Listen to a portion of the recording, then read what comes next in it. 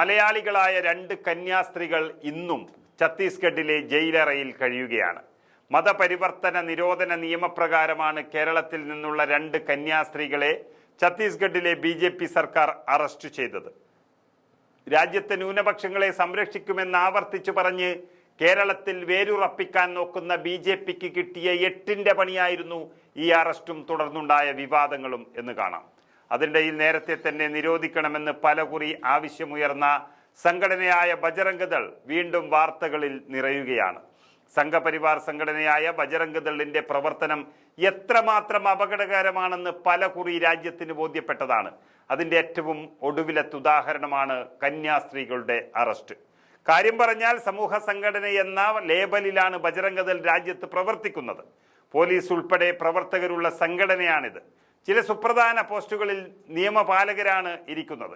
ഛത്തീസ്ഗഡിൽ 2 കന്യാസ്ത്രീകളെ അറസ്റ്റ് ചെയ്യുന്നതിലേക്ക് നയിച്ച റെയിൽവേ ഉദ്യോഗസ്ഥൻ ഈ സംഘടനയുടെ പ്രവർത്തകനാണെന്നും അയാൾ അറിയിച്ചതനുസരിച്ചാണ് റെയിൽവേ സ്റ്റേഷനിലേക്ക് ബജറംഗ് ദൾ പ്രവർത്തകരെത്തിയത് എന്നുമുള്ള വിവരവും പുറത്തു വന്നിട്ടുണ്ട്.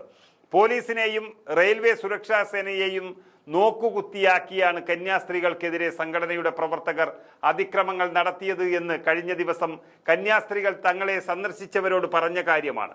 BJPയുമായി ബന്ധമില്ല എന്നാണ് അത് ഇടങ്ങളിലെ BJP സർക്കാരുകളും കേരളത്തിൽ ഉൾപ്പെടെയുള്ള നേതാക്കളും ആണയിടുന്നതെങ്കിലും ഭരണതലത്തിലുള്ള എല്ലാ ഒത്താശകളും ഇവർക്ക് ലഭിക്കുന്നുണ്ട്.